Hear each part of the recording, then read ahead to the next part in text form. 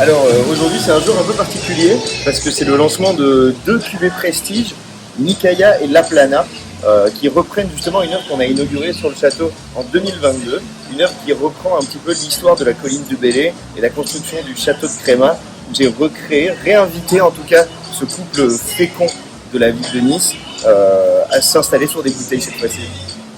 Moi je suis passionné par l'art et j'ai rencontré César Malfi au cours de journées portes ouvertes, ça devait être en 2021 ou fin 2021, et il faisait un tonneau avec son compère Éric Garance, et j'ai trouvé ça extrêmement intéressant, et donc je me suis renseigné un peu de savoir qui il était, ce qu'il faisait, et moi ce que j'aimais bien dans son art à César, je voulais un peu qu'on casse les codes par rapport au château que vous voyez derrière moi.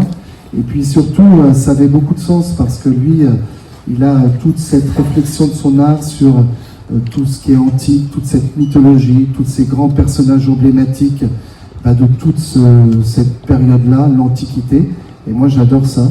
J'ai demandé à César, voilà, on a deux pans de mur et j'aimerais que ça raconte une histoire sur Nice et une histoire sur le vin. Donc, on retrouve Nicaia ici, et après César il expliquera.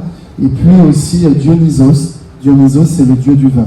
Et donc, on a créé deux cuvées, La Plana et Nicaia, dans des séries limitées, puisqu'il n'y en a que 700.